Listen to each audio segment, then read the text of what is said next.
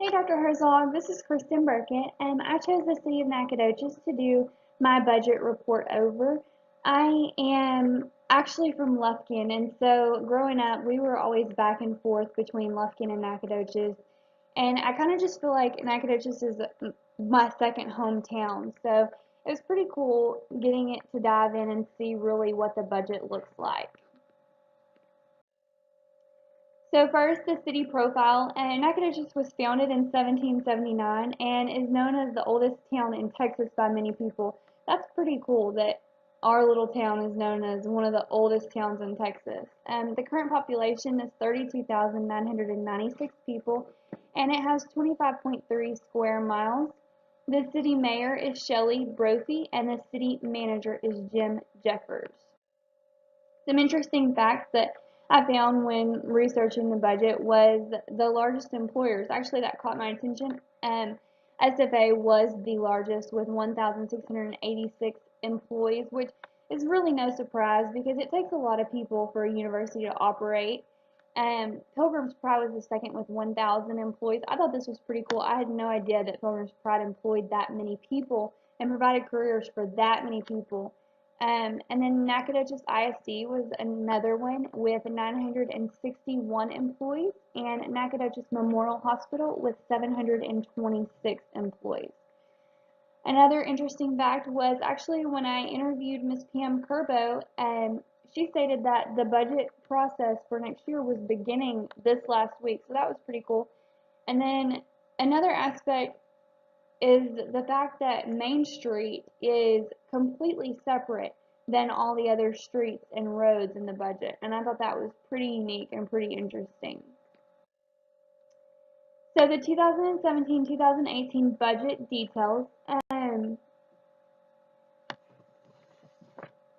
The city of Nacogdoches is a line item budget, and it shows the effective tax rate is 57 cents and the proposed tax rate is 59 cents.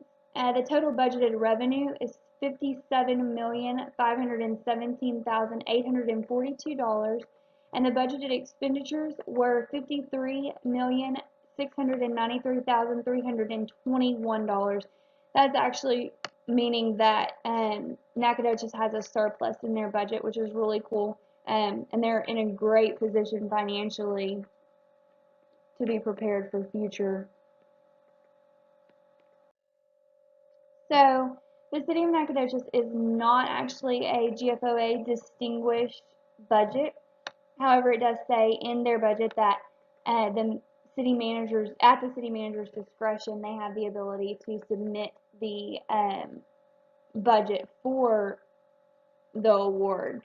And they do meet the majority of the GFOA criteria. However, I do feel like there's a few aspects that they failed to meet that they probably should have in order to get that award.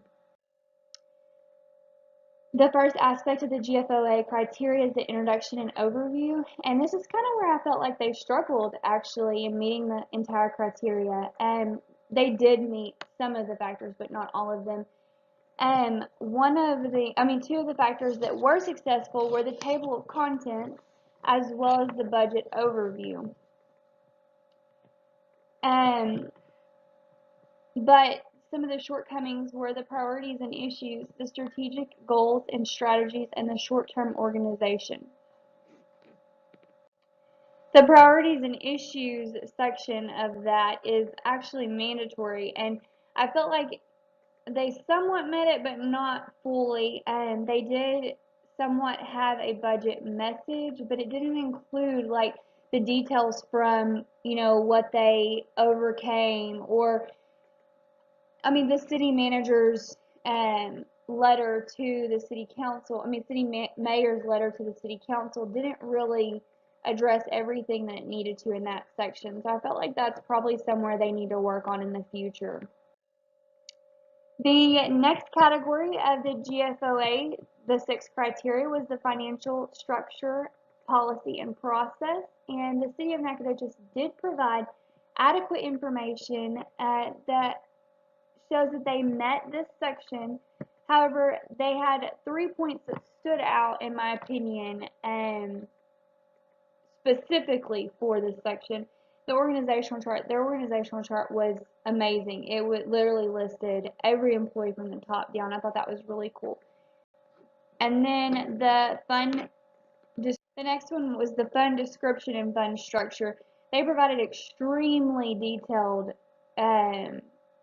information on the fund description and structures and the breakdowns, and I thought that was really great. And then the department fund relationship, their department information was phenomenal. They broke down every little aspect, and I felt like that was really a strong suit of theirs.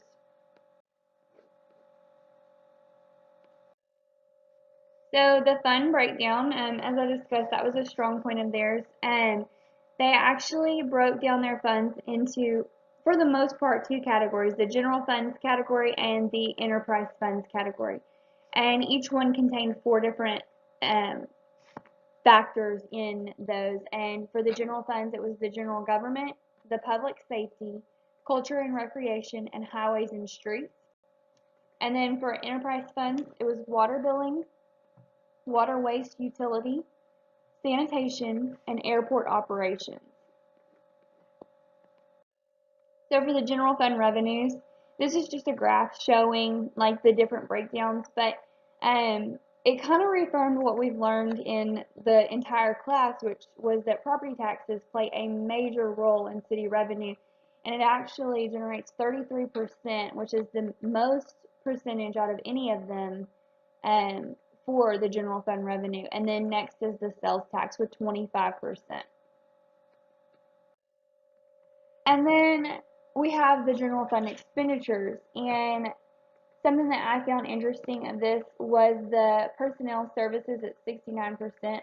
I mean, I understand employees of the city are what helps it operate, makes it operate, and that would be the larger chunk of the percentage. But one thing that kind of threw me off was it was that much higher than any other expenditures. I mean, like, I expected some other expenditures to be somewhat higher than they were.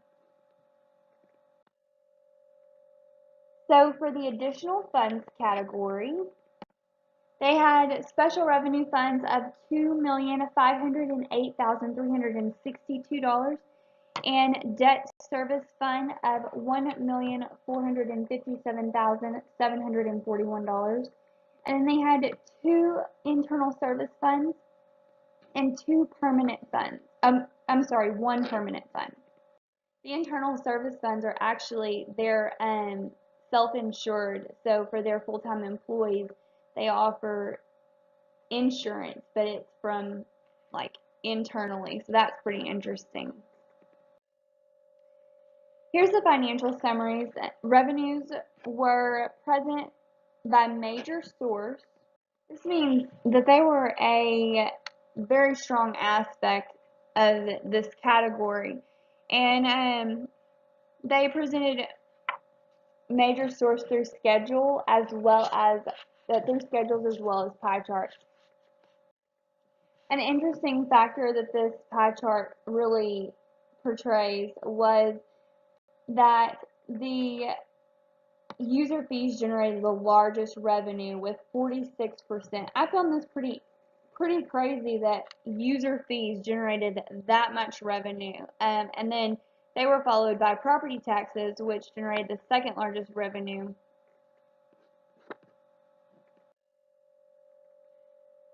So the next section is the capital and debt section of the GFOA, and in my opinion, this was another very strong point for the Nacogdoches City budget.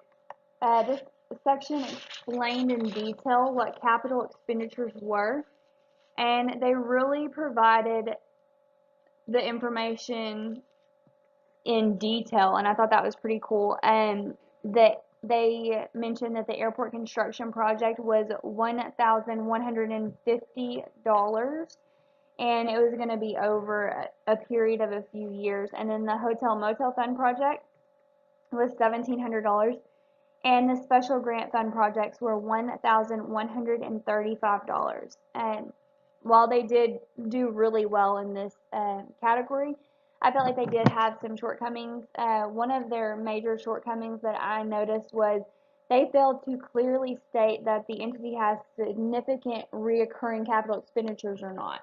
So that's probably something that they need to readdress on the next upcoming budget. The department information, as stated before, this is a huge strong point for the city of Nacogdoches' budget. I thought this was the best part of the entire budget, and actually, when I interviewed Miss Kerbo, she mentioned that they also feel that this is one of the major strong points that they possess. And they had each department broken down specifically, and they had their most of their, or they had all of their goals. They had their what they were expecting to accomplish, what they did accomplish, and many of them, a lot of them did like their previous accomplishments. Um, but yeah, this was just a really good aspect of the entire budget, so I thought that was really cool. And then document-wide strong points. They really had strong statistical information. They stated facts. They gave numbers. They presented with pie charts and graphs, and they had supplemental information. Both of these were addressed earlier, but just with the property taxes and all the information, the employment history that they had. So I thought that was a huge strong point in the document-wide criteria, as well as they contained a glossary, and they had great graphs and charts. I said that already. And then shortcomings, some things that they failed to do was not all the departments listed accomplishments, and I think that's pretty important for your users and your taxpayers to see. And then they needed detail in the introduction and overview section. I mean, they lacked detail in things that should have been included there. And overall, their budget was great, but there were some detail that was lacking there. Uh, I had the privilege during this project to interview Ms. Pam Kerbo. She's the finance director for the city of Nacogdoches, and then Mr. Buck Rainey. He's the assistant director of finance for the city of Nacogdoches. I also attempted to meet with several other people, but they actually all referred me back to Miss Pam Kerbo and said that she's the main one, like she would be able to answer all of our questions. So between them, her and Mr. Buck Rainey, we had great success through the interviews, so that was really exciting. And lastly, some recommendations I would make. Maybe include some more detail in the introduction overview, which we discussed, specifically priorities and issues. You know, give some detail and some constraints and overcomings and strengths and weaknesses, and really just some detail that's needed for the users and the other people who want to view the budget to understand, you know, what's going on, what you overcome, and also include in the budget message that more adequate in-depth information. Basically, those go hand in hand. Just really focus on the introduction and overview. That's the opening of the budget. That's really what catches people's attention and keeps them, you know, understanding what's going on throughout the entire process. And specifically focus on priorities and issues, because that is a mandatory section that was actually missed pretty much in this budget. So those are some things that could maybe be changed a little bit to increase the chances of becoming a GFOA distinguished budget in the future. And that's actually all that I have. I hope you really enjoyed my presentation, and I look forward to hearing your feedback. Thank you.